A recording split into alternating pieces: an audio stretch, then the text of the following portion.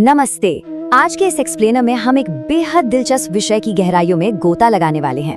बात हो रही है पुरुषोत्तम मास की। इसके पीछे का खगोलीय विज्ञान क्या है, इसकी पौराणिक कथाएं कितनी गहरी हैं।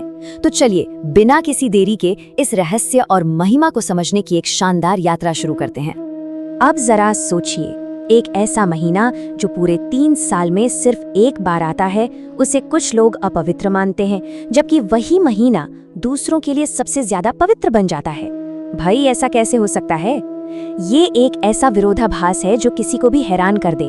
कैसे एक नकारा हुआ समय सर्वोच्च और परम पवित्र बन गया? यही हमारे आज के विश्लेषण का मुख्य बिंदु है। तो चलिए सबसे पहले बात करते हैं अधिक मास के विज्ञान की।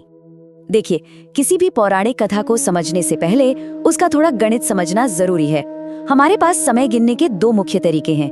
एक सूर्य के अनुसार, जिसमें महीना 30 या 31 दिन का होता है, और दूसरा चंद्रमा के अनुसार, जिसका महीना लगभग 29.5 दिन का होता है।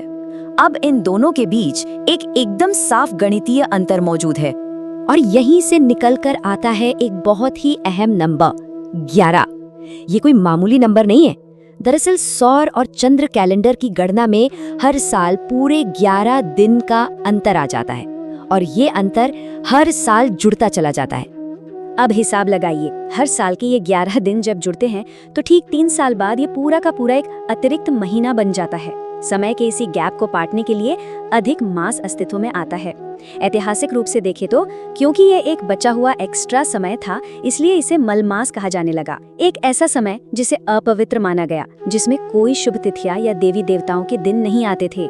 अब आते हैं इसके दूसरे पहलू पर, मल मास से पुरुषोत्तम मास तक के सफर पर। खगोलीय गणित से थोड़ा आगे बढ़ें तो इसके पीछे एक बेहद मार्मिक पौराणिक कथा है। हम जानते हैं कि हर महीने के अपने एक देवता होते हैं, लेकिन इस बचे हुए महीने की अधिष्ठात्री देवी बहुत दुखी थी। उनकी पीड़ा इस बात से थी कि सब उन्हें अछूत मानते हैं। कोई शुभ कार्य इस दौरान होता नहीं, इसलिए कोई कृपा भी नहीं मिलती। इस कलंक से वे गहरी निराशा में डूब गईं। और फिर उनकी एक अद्भुत यात्रा शुरू होती है। अपने अपार दुख के साथ उन्होंने भगवान विष्णु से प्रार्थना की। विष्णु जी उनकी करुण पुकार सुनकर प्रसन्न हुए और उन्हें सीधे गोलोक धाम ले गए, एकदम दिव्य रोशनी वाली जगह। वहां पहुंचकर वे साक्षात भगवान कृष्ण के समक्ष उपस्थित हुई और रोते हुए अपनी व्यथा सुनाई कि कैसे संसार में उनका तिरस्कार हो रहा है। और यहीं आता है इस कहानी का सबसे खूबसूरत मोड़। भगवान कृष्ण ने उस रोती हुई देवी को सांत्वना दी और उन्हें स्वीकार कर लिया। उन्होंने घोषणा की कि आज से इसे अछूत नहीं माना जाएगा, और सबसे बड़ी बात, भगवान ने उसे अपना खुद का सर्वोच्च नाम दे दिया, पुरुषोत्तम। सोचिए, जो कभी सबसे अपवित्र मलमास था, वो अब सभी महीनों में सबसे ज्यादा पवित्र और सर्वोच्च पुरुषोत्तम मास बन गया। चलिए अब देखते हैं कि इस दौरान शुभ कार्य और विशेष नियम क्या हैं। 1 करोड़! जी हाँ, आपने सही सुना। भगवान कृष्ण का ये वरदान है कि इस पुरुषोत्तम मास में किए गए किसी भी शुभ कार्य का आध्यात्मिक फल 1 या 2 गुना नहीं, बल्कि सीधे 1 करोड़ गुना बढ़ जाता है। ये बात एकदम साफ कर देती है कि हमारी आध्यात्मिक उन्नति के लिए ये समय कितना ज्यादा अनमोल है। तो इस स्वर्णिम अवसर का लाभ कैसे उठाएं? इसके लिए कुछ खास कार्यों की बहुत अनुशंसा की गई है, जैसे कि सूर्योदय से पहले ब्रह्म मुहूर्त में उठकर स्नान करना, भगवान के नाम का लगातार जाप करना, मंदिरों या जरूरतमंदों को दान देना, तुलसी जी की नियमित पूजा, और सबसे अहम ज्ञान दान या ग्रंथों का वितरण। बिल्कुल वैसे ही जैसे किसी खास मौसम का फल उसी मौसम में सबसे मीठा लगता है, वैसे ही ये आध्यात्मिक कार्य इस पुरुषोत्तम मास में अपना सबसे बड़ा फल देते हैं। आपको जान के हैरानी होगी कि प्राचीन काल में व्यापारी लोग इस 1 महीने के दौरान अपना व्यापार तक रोक दिया करते थे। क्यों? सिर्फ इसलिए ताकि वे इस अमूल्य समय का इस्तेमाल श्रीमद् भागवत सुनने में कर सकें। इस दौरान विशेष रूप से ध्रुव महाराज और प्रहलाद महाराज जैसे महान भक्तों की कथाएं सुनी जाती थीं। यह इस बात का बहुत बड़ा प्रमाण है कि इस महीने में भगवत कथा और श्रवण का कितना जबरदस्त महत्व है।